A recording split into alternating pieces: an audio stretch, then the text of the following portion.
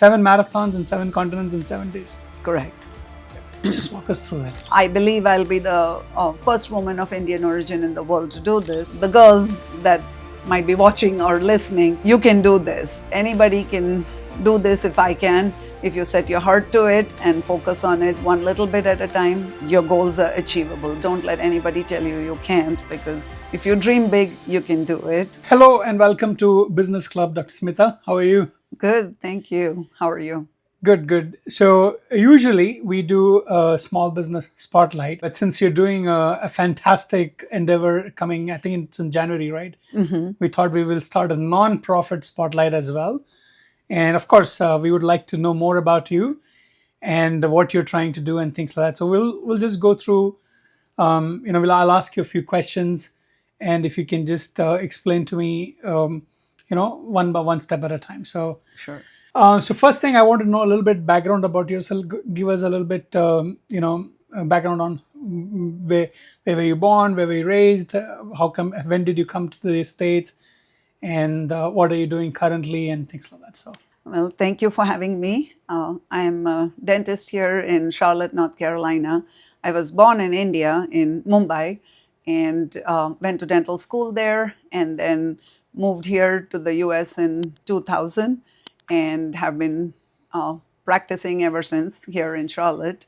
I have also been a runner for a few years now, and I'm trying to incorporate that into focusing attention on a bigger cause here as well. Great. So you came to the US in 2000. Did you do your master's here? I went to dental school here. Okay. In Boston. Okay. And graduated from dental school there in 2004 and moved to Charlotte after graduation. So we have been immediately you moved to Charlotte? Yes. Okay, great. Okay. Been here for exactly 20 years now. 20 years, yeah, 2004 to 2024. Okay, great. And how about your family? You have kids? Yes. So I'm married and I have 2 boys. They're 19 and 16. Wow, right time. They college? Yes. Going, both of them? My older one is in college. Mm-hmm. Okay. Mm-hmm. My younger one is a junior in high school. Oh, okay, cool. So where is your practice in Charlotte? My practice is in the southern part of Charlotte in Ballantyne. It's a private practice, solo doctor. So it's a small practice, just me as the doctor there with our awesome staff. And yeah, of course. Yeah. Cool. And when did you, you mentioned that, along the journey, you started having, a liking towards running. And when did that actually happen? So I've always been an active person. After I had my second son, I decided it was time to focus on getting more active and focusing on better health. And I had a friend that came up and said she was part of a running club and that I should join because they're running half marathons. And it was that Indu? No, it was a friend named Janice. Okay. And sounded crazy to me. A half marathon seems like a long distance. It's right. 13 miles. And I was not a runner at all at that point and didn't think that was a very easy challenge to do. But I can be easily talked into all kinds of crazy stuff. So how long did it take for you to going from a non-runner to running that half marathon? How long was the training? So she first talked to me about it during November of a certain year. And I remember I signed up for the running plan in January, and that May I did it. So about 5 months. 5 months. So you didn't do the 5K and all that before the half marathon? I had run a couple 5Ks, but not with proper training or anything. That was the first time, those 5 months, when I actually trained for a race. And were you athletic before? Were you into running prior to that? No, not running, but I'm generally active and I like to hike and walk and work out, things like that. So. Oh, nice. Okay. Mm-hmm. Since 2004, you've been practicing. Have you been practicing in your own practice, or were you working under someone? Okay, yes. So when I graduated in 2004, I was working with other practices and started my own practice in 2007. And what's the practice called now? It's called Warrior Family Very fun. Dentistry. Yep. Warrior, Warrier. Correct. Okay, That's okay, my cool. last name. Yeah, of course. Interesting. So, when you started this journey, what were some of the initial challenges that you had As far as running, running? Yeah. there was quite a bit of a learning curve. Running is at its very basic a pretty straightforward thing to do. Right. You lace on your shoes and get out there. Right. But there's a lot of learning involved in terms of figuring out nutrition and training plans and basically really understanding what you're capable of and honing that to get better with minor tweaks and things to get better and have more fun with it each day. Right, right. Cool. So, you practice, you do your practice like 5 days a week or 6 days a week? What is that? It depends on what event I'm training for. So, if they are shorter runs, if it's a half marathon, I typically will run 3 or 4 days a week. But right now, I'm running 6 days a week. 6 days a week. Okay. Now, when I talked about practice, I also want to see how you're managing. You're a dentist. I'm sure there's a lot that goes into your dental practice as well. You know, you have to get up there at, I'm assuming it's like 8 o'clock or something, and at 8:30, and then you're there till like 5 o'clock. And how do you manage your practice, your family, your running, and your nonprofit activities, and the cultural activities, and friends and family, all of that? Can you? Yes, it is a very fine balancing act. It is, as a small business owner, it is a 24/7 job. Right. And especially with having patients, and I take it very personally. I like to think of my patients as my extended family, so I care a lot, and there are things that keep me up at night. And yes, it's a long day. We start early, so I'm at work usually by 7:30 and home by 5:30 or so. So, as far as running, I prefer to run early in the morning What time do you wake up? If I am running, then 5 o'clock.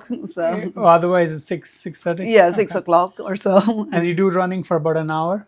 Exactly. Okay, Yeah. almost like 3 to 4 times a week in general, but 6 times a week if you're training for something.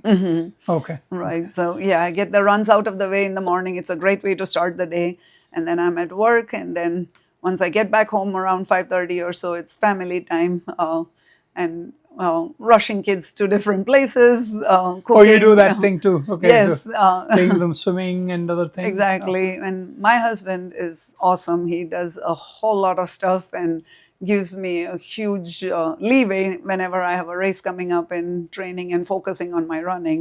Does he participate with you? He runs occasionally. He has done a few half marathons, but yeah, he is more so my support staff and holds down the fort at home. He's the backbone. Absolutely. I couldn't do any of this without him. Yeah. Okay. Now switching a little bit, switching gears and talking a little bit about the new mission that you're up to, right? You told me that you're running this amazing, endeavor, of course, to raise funds for your nonprofit and things like that. But more importantly, I think at a personal level, it's going to be a huge accomplishment. So you're running this, I call it 777-777. So 7 continents in seven marathons in 7 continents in 7 days. Correct. Just walk us through that. Yeah. So like you mentioned, it's 7 marathons and they are on the 7 continents in 7 consecutive days. So you start in Antarctica, you finish your run, get on a plane, fly to the next continent, and do that over and over for 7 days. So you're basically sleeping on the plane, recovering on there, and as soon as you hit the ground, you're back to running Wow. the next race. So 7 continents. Which are those? All the 7 continents? Okay, wow. Yeah. And the weather in Antarctica can be the most what I was thinking. unpredictable, which is why we start there. Okay. In case the race has to be delayed because of bad weather conditions. So the clock starts ticking the minute you start your first race, and within 7 days, you have to finish the last one. Do you know which countries you're touching on? So we start in Antarctica, then we go to Cape Town in South Africa, South Africa, okay. and then Perth in Australia, and then you're in Dubai for Asia, and then Spain for Europe, and then Brazil, Fortaleza in Brazil for South America, and then end up in Miami. Okay, wow. And during this, I'm sure the weather is going to be different in different places. How are you going to adjust to the weather? Are you do you have any plans to cope to the situation? So Antarctica again could be the most challenging Difficult, yeah. one. Yes, it can be as cold as 30 below zero. That's what they've told us. So definitely need to dress warm for that. Also, the surface would be hard packed ice with maybe a light dusting of snow on there. So traction could or could not be an issue. May need spikes with on your shoes to run that. Right. But beyond that, most of the other places will be obviously a lot warmer. So that could be challenging too, because as runners, we know are within reason, the lower the temperatures, the easier the run. So it can be as warm as 80 degrees in many of the places, and that can be. This time of the year? Yes. Oh, wow. Okay. Because it'll be summer in Australia and Yeah, of course, South yeah. America. And so, yeah, it can be warm. That's can be quite challenging as well. How do you intend to manage the jet lag? By sleeping on the plane as much as I can. So it's like a private charter plane or Yes, something? it's a chartered plane. It's a group of 60 runners. So, 60, okay. Okay. So, yes, it's a chartered plane that takes us from location to location. Wow. Okay. And who's funding this? It's as far as I'm concerned, I'm self-funded. Wow, self-funded. I'm looking for corporate sponsorships. I've been talking to various organizations. I am raising funds for the charity Yeah. or the organization in Mumbai. 100% of private contributions will go straight to charity. Okay. That's a good segue into that topic. So, can you talk a little bit through what charity it is? What is that they're trying to accomplish? And how are you going to help them? And what will your funds be used for? Yeah. So there's an organization called Sakhi that's based in Mumbai, India, and they work with girls' education, girls who live in slums. So India is a very populous country, and there are many challenges. And there is a lot of poverty, especially in a bigger city like Mumbai.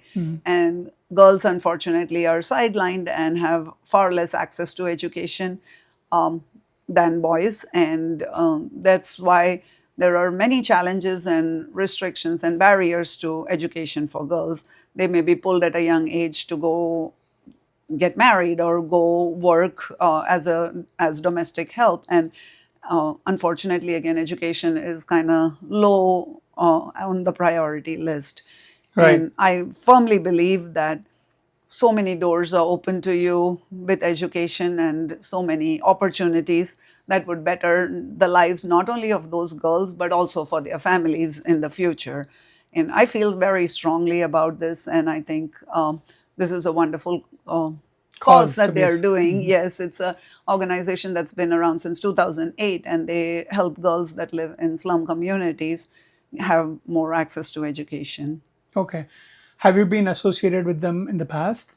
I have visited them last year and seen firsthand the work they do, and it is very heartwarming. And the kind of other flip side of it is too, because I am from Mumbai. Yeah. Yes, when Your heart is there. Yes, and when I visited them, the kids were so awed, and to think that I'm somebody like them, and that if I can achieve these things, or if I can dream big and go out and do these things, then they can dream like that too. And there's nothing that Absolutely. they can't aspire to do. Yeah. So, how do you hope this challenge will raise awareness and funds for Sakhi and its mission to accomplish what they are set out to? So, again, this is rare challenge. It's a difficult challenge, Right. and I believe I'll be the first woman of Indian origin in the world to do this. Oh, wow. And Is it? Yes. Kudos to you. Thank you. And I feel like when the kids themselves see I'm just a kid that was like them years ago, and I'm here now, professionally successful and physically able to take on challenges that no one might have done before, somebody who looks like them that they can identify with. And I think that draws focus on the charity and shows people around the world that there are people who are struggling for better opportunities, and a little can go a long ways in making a huge difference in the lives of these kids. Absolutely. Can you share some specific goals of the fundraiser? Let's say if you want to raise $10,000 or $25,000. I mean, of course, there is what that money can do with the girls in Mumbai is a different thing. That's something that we'll get into. But do you have any specific goals in mind right now? So they have a schoolroom that they use to educate the kids, but when they have more funds and more flexibility or more disposable funds, they pick the kids that are most in need and most show the most promise, and actively help them to go to college and further their education. So basically almost keep them out of having to join the workforce so that they can continue to go to college, school and then college. Got it. Okay. No, but from a fundraising perspective, are you looking to raise X amount of money? My goal is to raise $85,000, and Right. that is again, all the private funds would be strictly to be used for the charity. If I get any corporate sponsorships, that would help offset my cost to it. Of course. And you answered this already, but anything else you want to talk about? How will the funds be used, to support the girls' education? It will be at the discretion of the Okay. people running the organization, because they are on the ground and are best equipped to use it at the need is the greatest. Absolutely. Any specific message that you want to say to the girls at Sakhi about your challenge and how it's going to benefit them? Any motivational thing that you want to talk to them? I really, really want them to just understand that if you think about it and if you dream it, you can do it. It's little steps at a time, but the bigger you dream, the more you can achieve. Don't let anybody tell you you can't do it. It is that should be fuel and motivation to Absolutely. go out and get it. Yeah, I heard about this quote of saying that the power of spoken words. The more you speak what you really want to, the more you manifest, the higher the chances of you achieving that. Absolutely. Can you share, of course, why education is such a crucial thing in India, specifically for the girl child? Because I know that government is taking a lot of initiative there, like Beti Padhao, Beti Bachao, Beti Bachao, Beti Padhao. I think that's what it's called. I guess. So, why do you think you are focused, or Sakhi is focused on educating the girl child? There is a lot of kind of preconceived notions and traditional beliefs, if you will, that can hold people back, especially girls, in the field of education. Right. Unfortunately, in India, a girl child can be seen as less valuable than a boy or a son. And where people are more motivated to send their boys to school, thinking that they should be the primary breadwinner and the earner of the family, whereas the girl is just someone who can kind of take care of the house and take care of the kids. Right. But a girl who is educated would do a much more positive job, or a better job of taking care of their kids. And unfortunately, it is this vicious cycle. Even the mothers don't always think that the girl should be educated because they have not had a chance at it, and they don't realize how impactful and how much of an change it can affect. And so it is only with education that you can break that cycle where you're improving the lot of not only that one person, but the entire family. Right. You explained about your background, you talked about your practice, and you talked a little bit about Sakhi, and now the challenge and how the challenge is linked to Sakhi in terms of raising funds and things like that. Now, along the way, right from the days of your running till you found this cause that you associated yourself with, and after you found that connection, you reached out to your folks, including including me and some of our friends, and then we said, okay, we'll step up and help you accomplish and this part is this recording and this podcast is also part of that.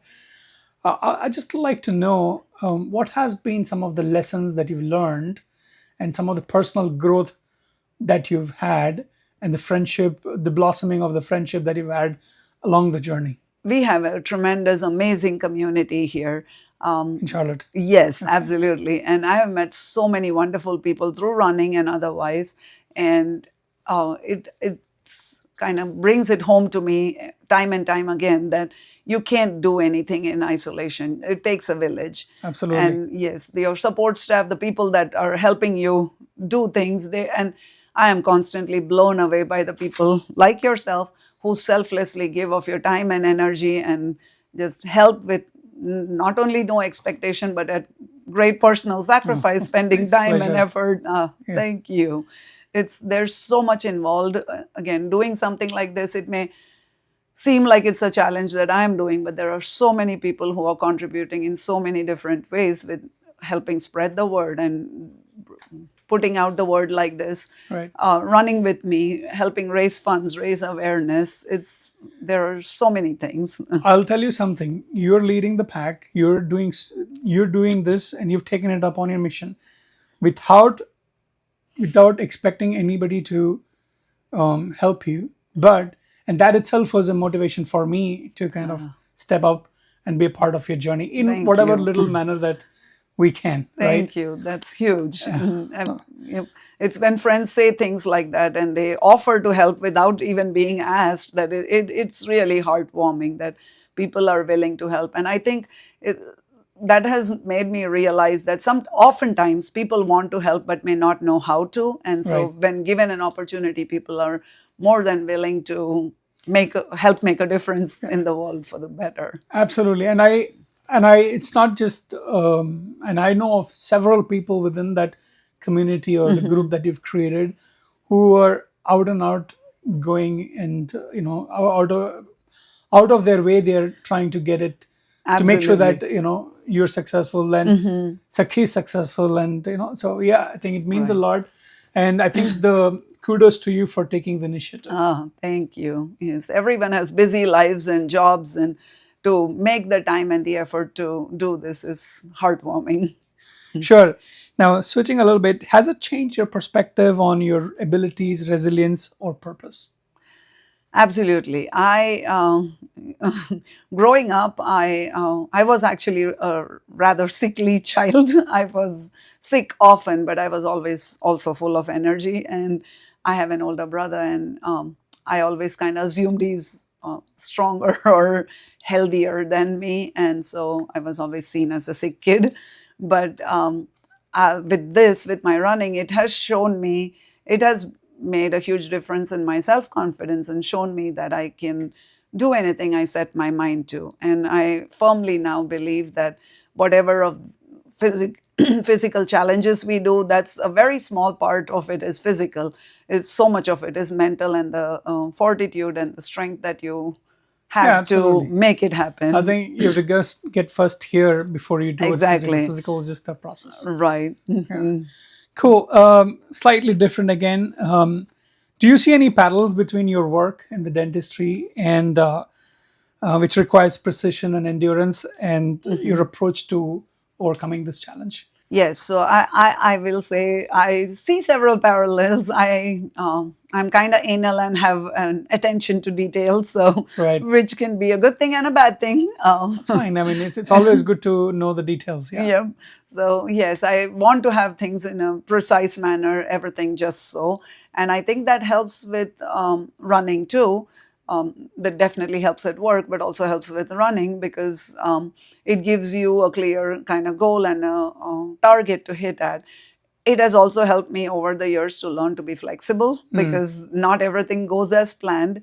And while that can be a source of stress, it's also a period of growth because I think you learn more from your mistakes than your successes, right? Absolutely. So, what have been some of the challenges since the time you started this fundraising till date? Have you been able to reach out to say X number of people or the media or some of the or the corporate that easily, or is it difficult? It is difficult. The challenge, my biggest challenge would be to reach out to corporations. So obviously there are big companies there, whether they're shoe companies or running apparel or garment Right. watchmakers, and it's hard to break through and get through to somebody there. So I've had very limited success with that, and so anybody that might have a corporate connection that could get the word out and get the information out to them for this cause, that would be huge. But yeah, getting corporations support has been the biggest challenge. Friends are so willing and generously donating that I'm again, my heart is warmed by that. People have been way generous and supportive of this challenge. Absolutely. Quick question on some advice. What advice would you like to give to those people who are trying to support causes like these and taking up challenges, you know, very tough challenges? What advice would you like to give them? I would say, obviously, pick a cause that is close to your heart, because when you're passionate about it, it it works both ways. Not only does it make a huge impact on what you want to believe in, but it motivates you. When you're doing a difficult physical challenge, there are days when getting out of bed and running 5 miles is a challenge, or Right. and when you realize that there are people who don't have that opportunity, that motivates you. When you realize what you are doing makes a significant difference in somebody else's life, that is motivation, and that gets you out of bed and gets you attacking your challenge. Absolutely.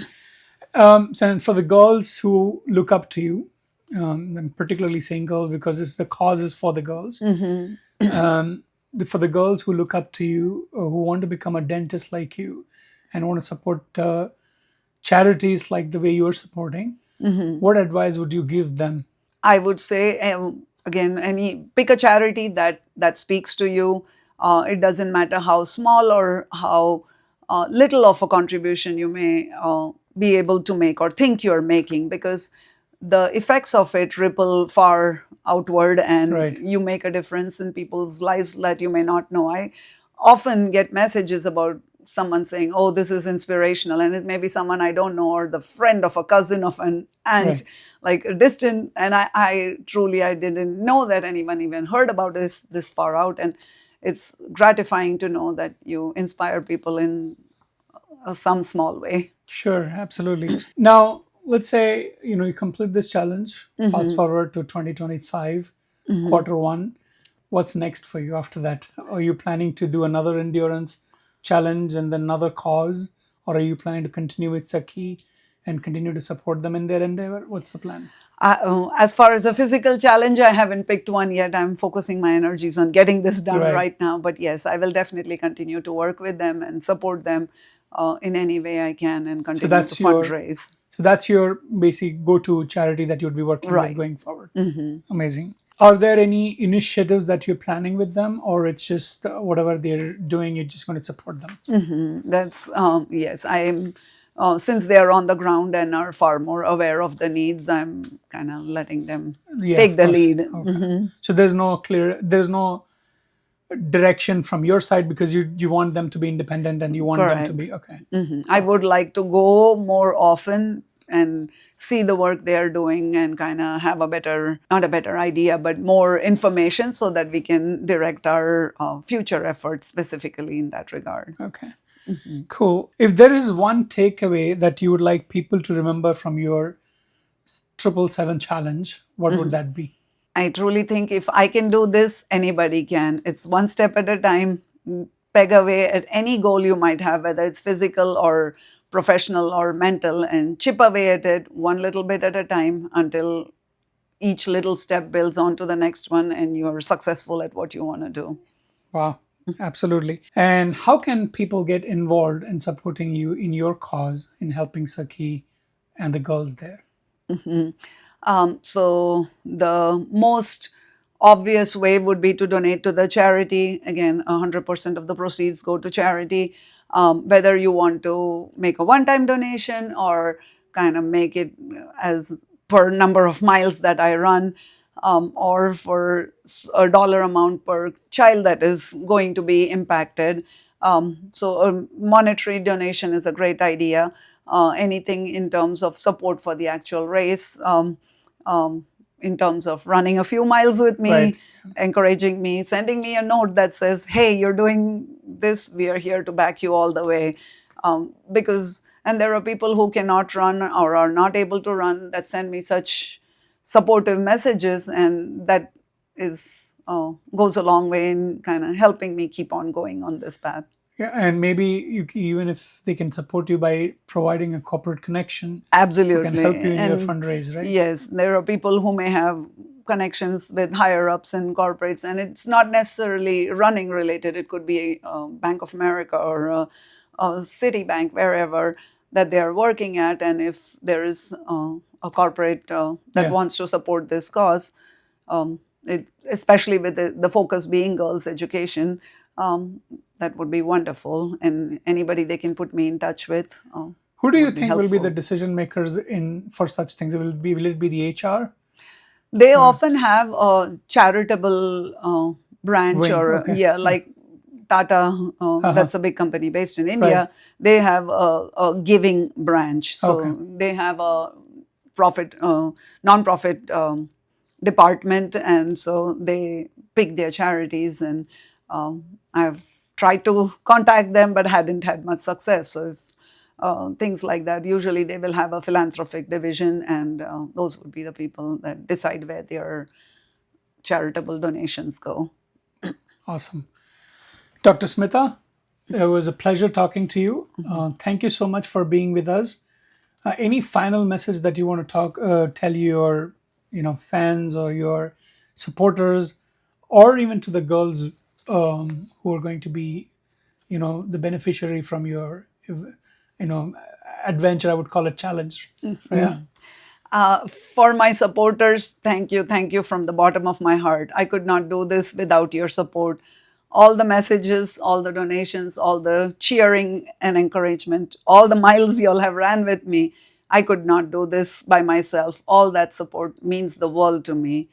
And as far as the girls that might be watching or listening, you can do this. Anybody can do this if I can. If you set your heart to it and focus on it one little bit at a time, your goals are achievable. Don't let anybody tell you you can't, because if you dream big, you can do it. Terrific. One last thing before we go, I forgot to ask you this before. So, how, if they have to get in touch with you, what's the website or what's the email that they should be, or I'm sure you don't want to give your phone number away, but what's the email or the website that they should be in touch with? So I have my website that I'm posting updates on so that people can follow along on my running journey, and it's called runningwarrior.org. It's running and warrior, WARRIER .org. .org.